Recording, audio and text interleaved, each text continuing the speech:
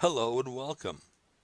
My name is G. Brady Leonardos, and the title of this presentation is Do Extraordinary Claims Require Extraordinary Evidence? This presentation is not about religion.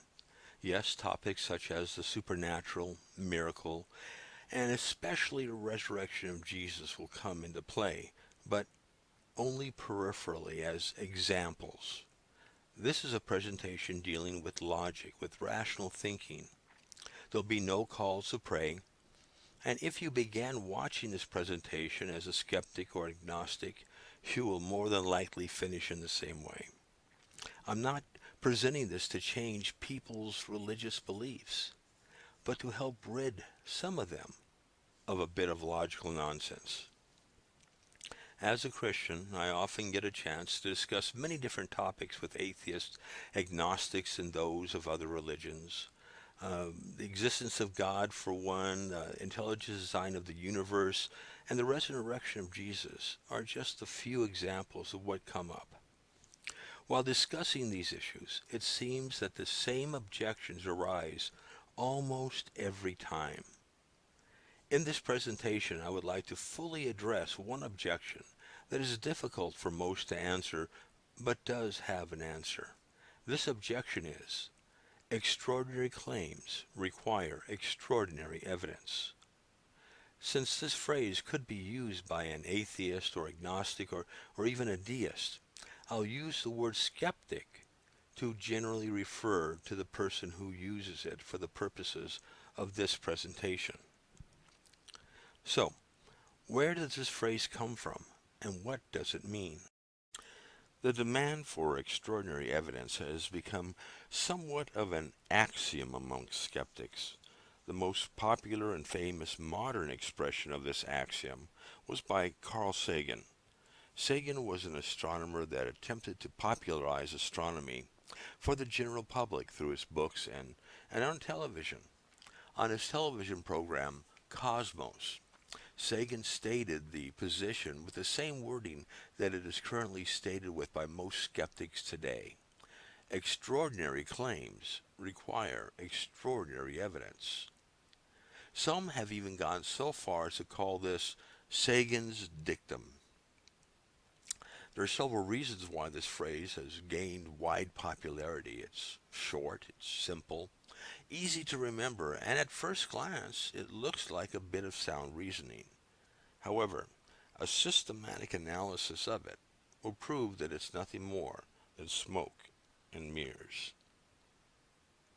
Another person to use this dictum and even elevate it to a rule of logic was Christopher Hitchens, one of the so-called four horsemen of the new atheist movement. In an article posted on the internet, Hitchens rails against the beatification of Mother Teresa by the Roman Catholic Church when he writes, "One of the curses of India, as of other poor countries, is the quack medicine man who fleeces the sufferer by promises of miraculous healing. Sunday was a great day for these parasites who saw their crummy method endorsed by His Holiness and given a more or less free ride in the international press. Forgotten were the elementary rules of logic that extraordinary claims require extraordinary evidence, and that what can be asserted without evidence can also be dismissed without evidence." However, this idea is not a modern idea. It can be traced back to the late 18th century. Pierre-Simon Laplace, a French astronomer and mathematician, came up with a bit less eloquent way of saying the same thing as his modern counterparts. He wrote, "The weight of the evidence for an extraordinary claim must be proportioned to its strangeness." Much of the work of Laplace in the area of mathematics, astronomy, physics are still being used in those fields today. In fact, from a true science background, it is arguable that Laplace is the big name when it comes to those who have held and written on this topic. Now, although Laplace may be the top dog regarding science, when it comes to proponents of this idea, the person who may be credited with to be the first to get this idea really out into public is the philosopher David Hume. Hume, in his book, An Inquiry Concerning Human Understanding, has a chapter concerning miracles. In it, he proposes a canon of tests for demonstrating the likelihood of a miracle ever occurring. At one point, he sums up, "No testimony is sufficient to establish a miracle unless the testimony be of such a kind that its falsehood would be more miraculous than the fact which it endeavors to establish." That's quite a mouthful, but it does express the same idea that we find in the modern skeptical thinking, as does the rest of the chapter in Hume's book. Well, enough about history. Let's get down to what we're here to talk about. So here's my thesis statement. When all is said and done, we will find that the statement, "extraordinary claims require extraordinary evidence," is both philosophically and scientifically unviable. In other words, the demand is philosophically a nonsense statement, and it offers no scientific means to determine truth. The dictum is usually brought up when discussing miracles, such as the resurrection of Jesus as an historical event, or some other claim that the skeptic takes as being unusual. Consider the following excerpt from a conversation that took place between a skeptic and myself. We were discussing the resurrection of Jesus, and the skeptic says, "I have had several other Christians show me the supposed evidence for the resurrection. Quite frankly, I was not impressed. After they were through, I was convinced more than ever that there was little or no evidence for the resurrection of Jesus." I responded, "I find that interesting. Would you mind telling me what criteria you use to judge the quality of the evidence, and what baseline you use to judge the quantity of the evidence required to affirm that the event took place?" He continued, "As for the quantity and quality of evidence, we both know that a claim of an extraordinary event requires extraordinary evidence, and that kind of evidence simply was not there." Please notice that the skeptic tries to brush off any evidence by saying little or none exists. Then, when asked about the historiographical methods he used to come to his conclusions, he evades with "extraordinary claims require extraordinary evidence." The question I posed was never answered. The mere utterance of the dictum is supposed to stop us in our tracks. But asking such questions as, what objective method is being used to determine what or extraordinary evidence is, or where is the objective scale that is used to determine what qualifies as extraordinary evidence, often brings a bit of clarity to the skeptic who does not know how to answer these questions. His problem may become obvious to him. How does one objectively determine what kind of evidence is required before one can affirm an extraordinary claim? Over the years, I found that the skeptic has no objective method by which he can make such determinations. After you ponder this for a moment, I think you'll find that what is meant by extraordinary evidence is really evidence that suits the skeptic's subjective likes and dislikes.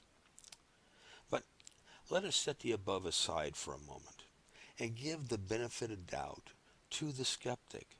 Let us try to look and to understand things from his point of view. What could the skeptic possibly be talking about when he asks for extraordinary evidence? We need to determine what he is asking for, but the only way we can do that is if he tells us. Here are two attempts to define extraordinary evidence, one older, one newer. The attempt by David Hume we've already looked at briefly. The newer one comes from the Center for Inquiry, a skeptic group. This is the Canadian chapter. Let's look at Hume's statement just a little bit closer. His main point is that we must look at the supposed miraculous event on the one hand and the credibility of the witness on the other hand. Then we determine which would be more miraculous, that the event occurred or that the testimony would be false. If the falsehood of the testimony would be considered more miraculous than the supposed miracle, then we go with the testimony and we believe the miracle. But here we find the same big question remains. How do we objectively make that determination regarding the miracle and the testimony? Where is the aforementioned objective scale or ruler or algorithm that we may use to make this decision? Are we left with nothing more than our subjective likes and dislikes to come to the conclusion? Hume doesn't tell us. He just doesn't say. We find that the Center for Inquiry's definition leaves us in the same position. The first sentence states, evidence should be proportional to the claim being made. But nowhere are we told how to determine what is or is not proportional.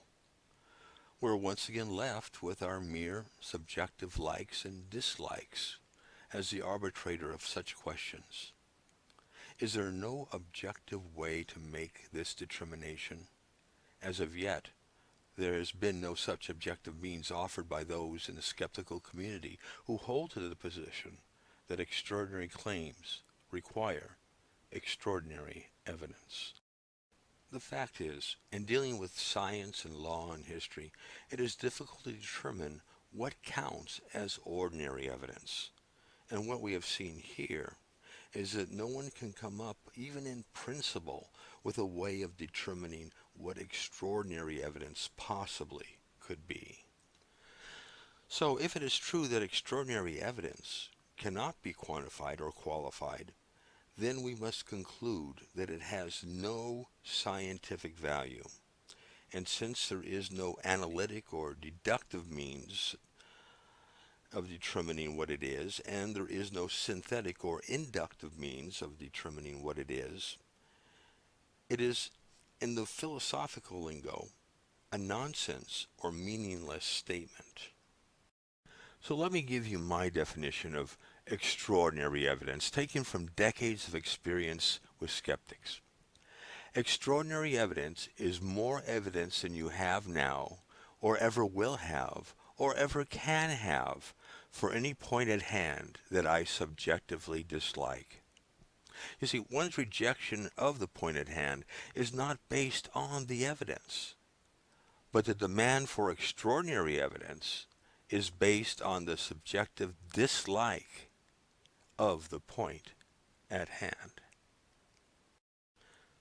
The question now is, can I be wrong about all this? I think the answer is yes. I could have missed something, but I don't think I did. The way to counter or rebut my argument is to offer an objective criteria quantifying and qualifying extraordinary evidence. The skeptic's demand entails the skeptic's burden of proof. After all, if the skeptic is asking for extraordinary evidence, he should know what it is, and he should be able to tell us what it is. If a skeptic would like to try and come up with some sort of objective criteria for determining what extraordinary evidence would look like concerning the report of some extraordinary claim, I would welcome it. In fact, let me help. Allow me to offer a few guidelines. I think these are something we can all agree on when it comes to determining if a criterion would qualify for our task. So here are 4 guidelines that I think will help in creating an objective criteria to determine what is extraordinary evidence. The first one may seem a little obvious, but I'll include it anyway. An objective criterion should be objective. In other words, the test results should yield the same results regardless of the person's personal opinions. For example, if the criteria only disproves the resurrection when a skeptic applies it, and only substantiates the resurrection when a Christian applies it, the test should be rejected. It's obviously not objective, but it's based on the personal opinions of those performing the test. We also need to watch out for phrases like, well, for me, extraordinary evidence would be, or what I would consider extraordinary evidence to be is. These are, once again, subjective statements. They're not dealing with an objective criteria, but with the person's feelings and their opinions. Thus, they are subjective and must be rejected. Second, the criterion should be such that it can be met, at least in principle. Sometimes people make demands for evidence that cannot be met even in principle. The skeptic may ask for evidence that can be proved with 100% certainty that some extraordinary event or claim happened. If you're unable to provide such evidence, the skeptic then will consider his unbelief justified. What the skeptic doesn't realize in this case is that he has committed a categorical fallacy. There are two types of reasoning that we usually use to determine truth, deductive and inductive. Deductive deals with formal logic and produces necessary conclusions, that is, conclusions that are 100% certain. Inductive deals with informal arguments and yields probable conclusions. These are conclusions that rational people adhere to because the rational person goes with the evidence and not against it. When dealing with the areas of law, science, and history, in other words, areas where our experience is a key factor, we use inductive reasoning. All of these areas can only yield probable conclusions. For the most part, extraordinary claims fall under these experiences. As you can see, if the skeptic demands 100% certainty, he is asking for a deductive argument. But areas where our experiences are the key factor are done inductively.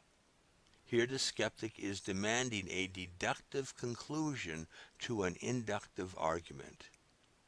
He is asking that the characteristics of one category, deduction, be applied to another category, induction. This is fallacious reasoning and must be pointed out. This type of criterion could not even be met in principle. If the test cannot be met, at least in principle, then it's not a real test. It is simply masquerading as a test. Third, the criterion must yield results that do not conflict with known fact. It is also improper to have a test that not only falsifies the claim at hand, but also other claims that were already affirmed to be true. For example, let's take David Hume again. His canon against miracles that are found in the Inquiry. We've already looked at a little bit of that. Here Hume sets up a battery of tests, not just the conclusions we've looked at, but a huge number of tests. In the end, these tests show that no one can affirm a miracle ever took place. However, in Hume's olden day, it was shown that, given the same tests, no one could affirm that Napoleon had ever been Emperor of France or that he had ever lived. This was an intriguing idea since Napoleon was still alive at the time and living in exile because of his actions as emperor. A test of this type is just simply out of bounds. And last, the criterion must be of such a nature that it's been demonstrated to yield reliable results. A number of years ago, I was reading a paper written by a skeptic, In the paper, he admitted that there was more evidence for the reliability of the New Testament than any other book of ancient times. However, he still rejected the resurrection of Jesus because he felt that there was not sufficient evidence for the reliability of that particular event. He listed what he considered to be sufficient evidence. At the top of his list was a video of the event. If we could produce a video of the resurrection of Jesus, this skeptic would be tempted to believe. Besides the obvious absurdity of this criterion is not now, nor ever has been, a criterion used by historians to determine ancient history. It is an instance of the logical fallacy special pleading.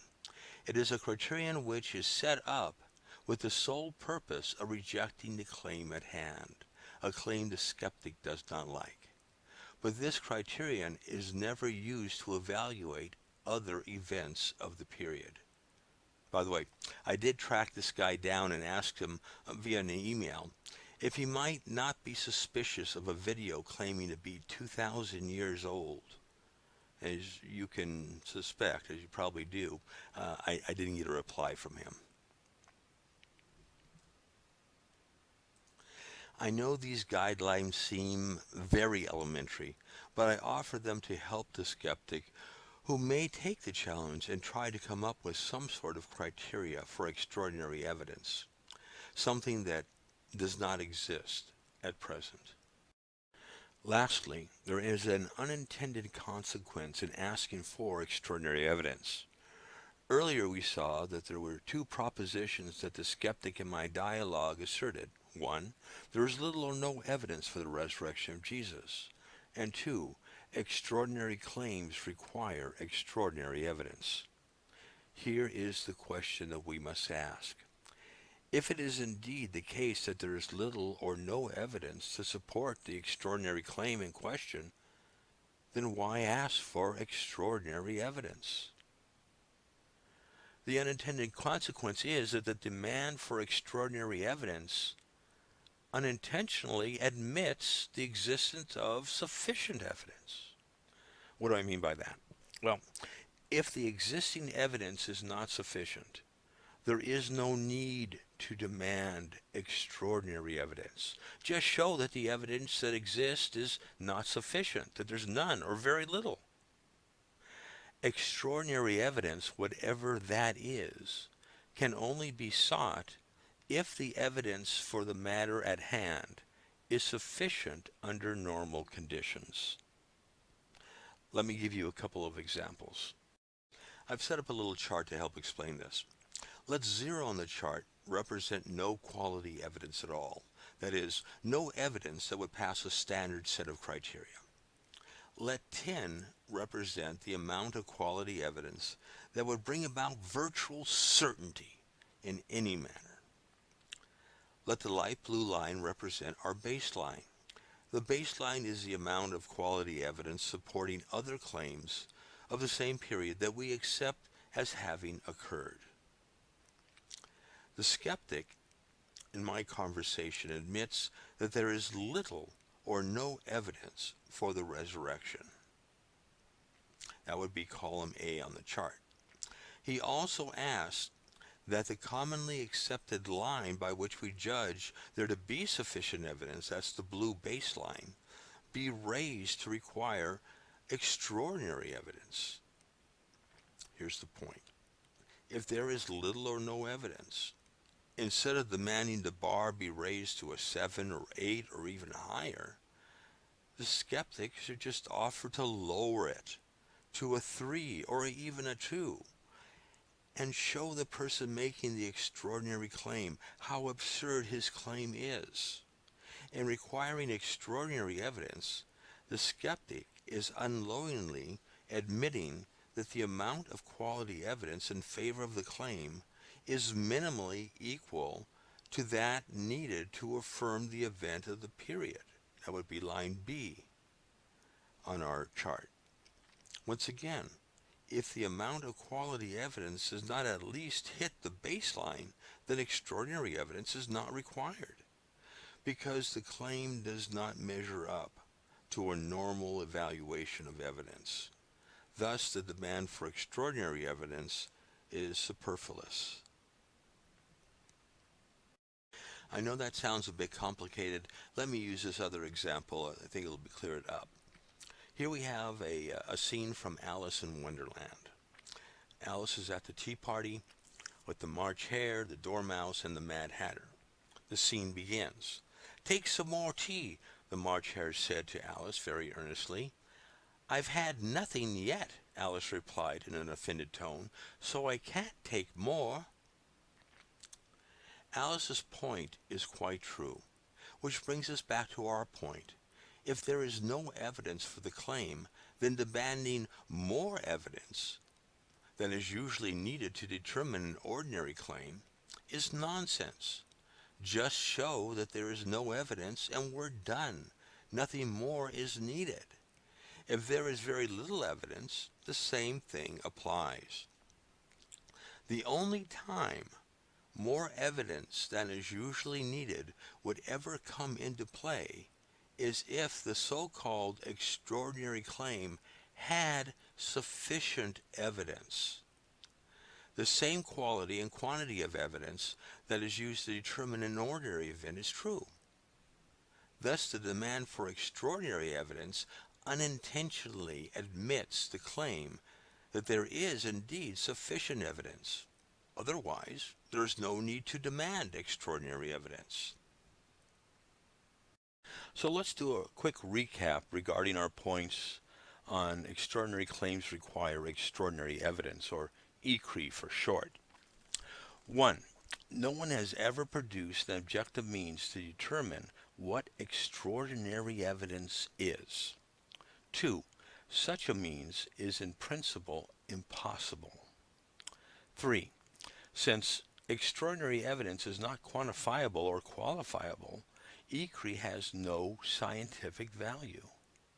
Next, since ECRE is neither analytically true nor can be synthetically determined, it is philosophically useless. Next, ECRE is nothing more than an expression of personal dislikes. And finally, when expressed, ECRE unintentionally admits an amount of evidence exists for the question of hand that is sufficient to affirm other claims.